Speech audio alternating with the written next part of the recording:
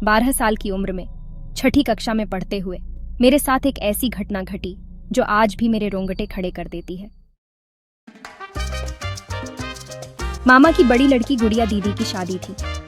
मामा मुंबई में रहते थे, लेकिन शादी जौनपुर में हो रही थी, इसलिए उन्होंने कुछ दिनों के लिए एक बंगला किराए पर लिया था।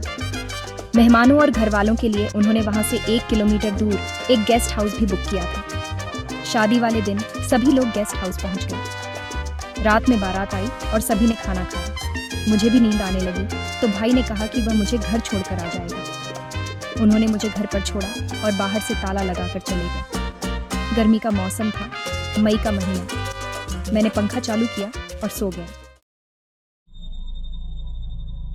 थोड़ी देर बाद मैंने एक अजीब सी आवाज सुनी।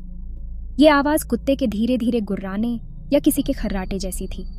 मैंने चारों ओर देखा, लेकिन कुछ नहीं दिखा और आवाज भी बंद हो गई। फिर थोड़ी देर बाद आवाज फिर से आने लगी और इस बार यह पहले से कहीं ज्यादा तेज थी। मेरे होश उड़ गए।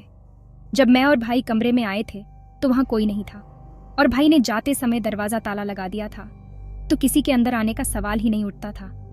मेरे पास किसी को फोन करने के लिए भी फोन नहीं था। डर के मारे मेरी धड़कनें बढ़ गईं। मैंने सिर पर तकिया रखा, चादर ओढ़ी और लेट गया। आवाजें आती रहीं और नींद भी नहीं आई। भोर होने पर घर के बाहर किसी के आने की आहट हुई। बाहर कुछ रिश्तेदार थे जो फ्रेश होने आए थे। तभी मैंने देखा कि आवाजें बंद हो गई हैं। जब वो लोग अंदर आए तो मैंने उन्हें सब कुछ बताया, लेकिन उन्होंने मेरी बात पर यकीन नहीं किया और मुझे बच्चा समझकर टाल दिया। इस बार पापा ने भी बताया कि जब से वे इस घर में आए हैं उन्हें कुछ नकारात्मक ऊर्जा का एहसास हो रहा है। बाद में वहां काम करने वालों ने बताया कि उस घर के मालिक ने उसी कमरे में फांसी लगाकर आत्महत्या कर ली थी जिस कमरे में मैं सोया था। ये सुनकर सबकी रूह कांप गई। ये घटना मेरे जीवन की सबसे डरावनी घटनाओं में से एक है।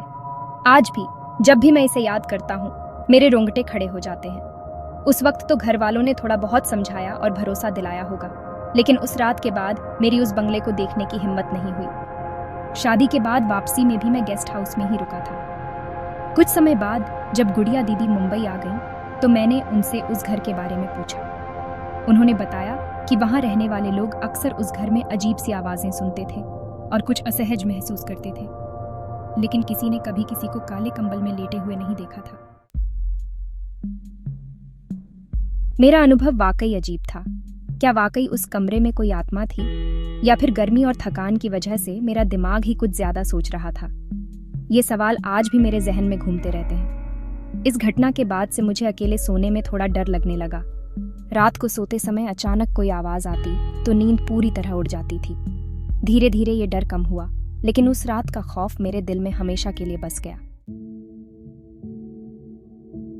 हालांकि ये अनुभव मुझे ये तो जरूर सिखा गया कि अकेले अनजान जगहों पर रुकने से बचना चाहिए, खासकर ऐसे घरों में जहां पहले से ही कुछ नकारात्मक ऊर्जा का एहसास हो।